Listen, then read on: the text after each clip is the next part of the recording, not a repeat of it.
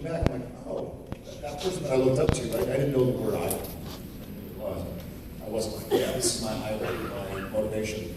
But now looking back, I mean, my family, obviously, my father, my brother, being the older kind of men in the family, I wanted to do right by them, my mother, obviously.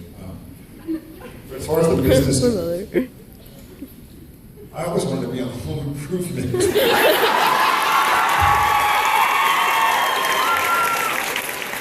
I wanted to have 3 names and be one of the Taylor boys.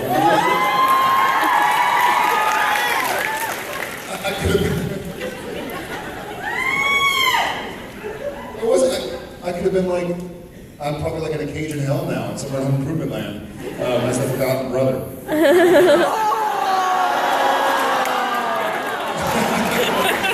But I was like, you know, Jonathan Taylor Thomas, Tyrone, Turner Noah Smith, Jared Tristan Havlicek. You wanted to be on that show so that you could use all 3 names? That was all the little girls in middle school had the folders. They had like J's and T's. Or like CTV, TNF. I wanted to be on that show because Pamela Anderson was on it. Not because I names. Yeah, but I was like, you were like in your 30s.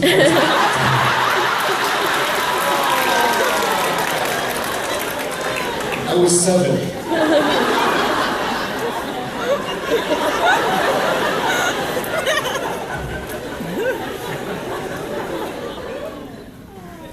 Yeah. Yeah, I don't know that, I think I kind of agree with Jared in the fact that I don't know that there were any idols per se, but I definitely found inspiration from certain actors that my dad was a big James Stewart fan. So I watched a lot of James Stewart movies, and I just thought he was so realistic when back at a time when realism really wasn't the style of acting. And I really thought that he kind of paved a new way of acting style and to just be very real on camera. So as far as dramatic goes, I really found a lot of inspiration from those old movies. And then comedically, Jerry Lewis, oddly enough. That's probably where I guess. You also have like a Chevy Chase thing going on. Yeah, I think as an adult, I think. Older. Certainly the Chevy Chase. Although my Chevy Chase story was a bit of a letdown, so but I still. It's a great story. Were he to tell it? I'm sure some of you probably heard it, but it's real quick. I was shooting a pilot for Fox in New York City, in Manhattan, and we were on the Upper West Side doing a walk and talk scene with Steadicam, and it was just me and one other guy, Chris Palaha. Some of you may know that actor. And we were doing just a walking and talking scene, and while the camera was getting reloaded, this car pulls up, and it's blaring classical music, and it's a convertible. And I look over, and it's Chevy Chase. And we're standing on the sidewalk here, and he's probably that far away from me. And I'm like, this is one of, like, the funniest actors that of my time. I'm like, this guy, he's like a comic genius, in my opinion. I love his Saturday Night Live stuff was amazing. I could probably quote you the Three Amigos. Christmas Vacation, I watch it every year. Fletch. So I'm sitting there like, say something, New. It's Chevy Chase, say something. And this was kind of before he kind of went away for a while and didn't do anything for a long time, and then I think he came back and did Community was his first thing. So I'm not thinking about, I don't know why, but I'm like, set him up for a joke. And I go, hey Chevy, you want to be my stand-in?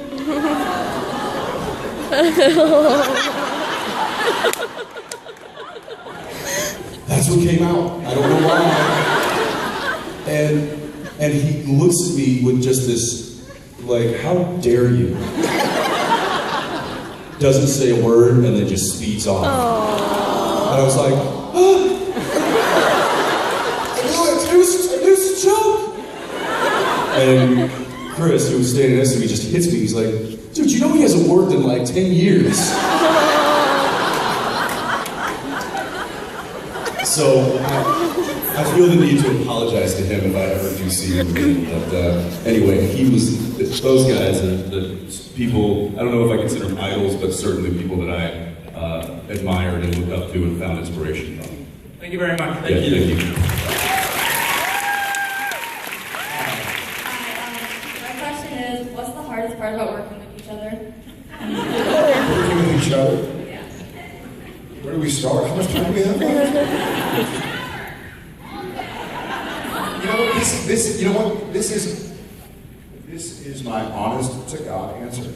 I feel like sometimes, in a weird reverse psychology way, it's almost so easy to work together that I forget I'm working. If that makes any sense, I don't want to say I get content by any means.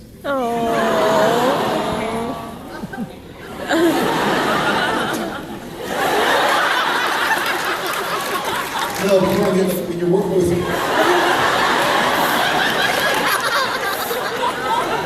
it's like if you're playing tennis with somebody you've played tennis with for 20 years compared to playing with somebody in a pickup game that you've never met. You know what I mean? It keeps showing you. So Tennis. I think we have, maybe that's good because it's the same relationship Sam and Dean have, right? We're so comfortable with each other that it just kind of flows. So if anything, I feel like it's almost so.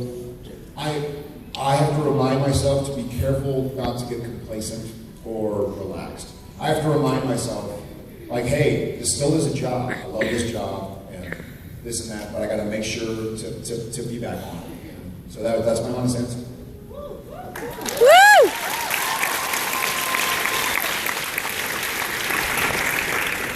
Yeah, there's not any kind of hiccups or you know, bumps in the road of working together. It's kind of been smoothed out, and we've had a little bit of time to do that. So it's pretty easy. I think, like Jared said, one of the things we have to look out for is not to get too complacent, not to get too comfortable to where we're not thinking about what we're doing, because it certainly does get that comfortable on set.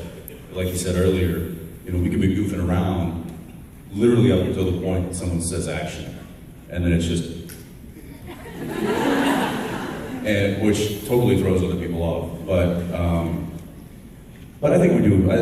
The nice thing is that we have each other to keep, like, we hold each other accountable. So if he sees me getting a little, like, not thinking about what I'm doing, he can be like, hey, what are you doing right now? I'll be like, yeah, got it. You know, it's just little things like that that we can kind of, that's nice, which I don't think, you know, if you're the lead of a series, you know, like, I don't know that Tom Welling had that. I don't know that Steve Amell has that. You know, and he has other cast members around him, but he's kind of, you know, up top by himself. He's alone up top. We have each other, right? So, which is nice. So.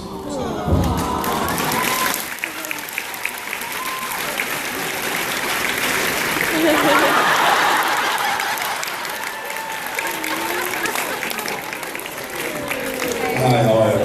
Good, how are you? First I want to thank you guys for being so nice during the photo ops. You're really great. Woo! And I wanted to ask you guys if you would encourage your children to maybe join like the film industry and maybe go on to become actors and actresses. I am not specific. I am not going to deny anything to them, but I hope they don't. Yeah, don't. I don't want to be like Debbie Downer, but it's for the few. You know, what do they say? Like there are. This came out when there was the SAG renegotiations. They were like, I think there were 125,000 members of SAG, which is really difficult. It's really difficult to get into SAG. Like you meet people on set and you're like, wait, what do you mean you're not SAG yet? You know, these actors who like went to Juilliard or like have spent $100,000 getting an education and trained, and they're like, I hate my SAG card. Like, geez. And there were 120,000 at the time. And at that time, only 5,000 members. Keep in mind, it's really tough to get SAG. And it's 5,000 out of 120,000 made more than $5,000 a year. That's it. So, to give you some idea of like, it's a grind. We do that over and over and over again. He and I, we say it all the time, we win the lottery every day. The idea that we can wake up with the characters we love, with people we enjoy, and a crew we adore, and a place that's beautiful, and travel around, and have people tell us like, hey, we really like your work. It's better than winning the lottery, because we feel like we have some involvement in it. You know? So that having been said, I know it's not like there are a lot of easy paths in life. Life is difficult. But I think the film industry, if they really, really, really want to do it, then, you know, I'll give them some phone numbers, but I'm not going to nepotism them into the industry by any means. Wah, wah, wah. Yes, I'll back down.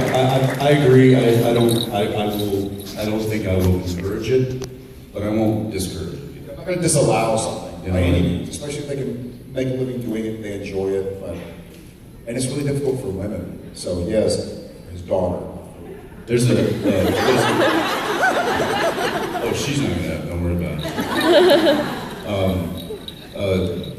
We were having some electrical work done in our house in LA, and there was this young, good-looking guy, and I started talking to him, and I find out that he's Mel Gibson's son. And he's like pulling wires and like hooking up some, like exchanging a breaker box in my house. And I'm like, oh wow, that's cool. I'm like, did you always want to be an electrician? And he's like, no, I'm trying to be an actor. Wow. And he's like, I'm like, does your dad know this? And he's like, yeah, but he said that I would have to make it like everybody else would. And he's like going to acting class and he's supporting himself by being an electrician. Wow. I'm like, wow. What a jerk.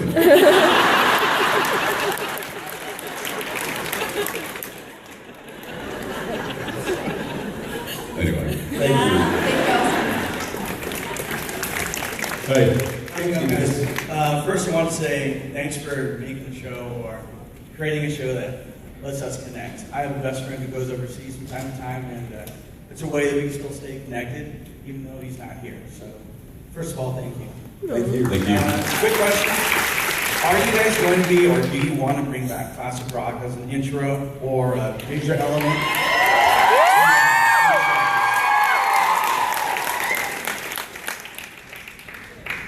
I would love there to be more music on the show. All kinds. Classic rock, country and western. There's a great new artist that I think some of you may have heard. I tweeted about it. Sturgill Simpson. I'm like, man, this is the exact kind of music they need to be playing in a bar that Sam and Dean are walking through. Loudon Swain. And I tell them, I'm like, listen, you get the rights, because that's the hardest thing, is it's money, right? It costs money. So they don't want to pay the artists because, they're spending so much money on the production that it's, a lot of these bands, especially these old, well-known bands, like the Zeppelin or Aerosmith and stuff like that, their songs cost a lot of money because a lot of people want them. And I'm like, look, just put a mic and a band on a set, and I'll just go up and sing it myself.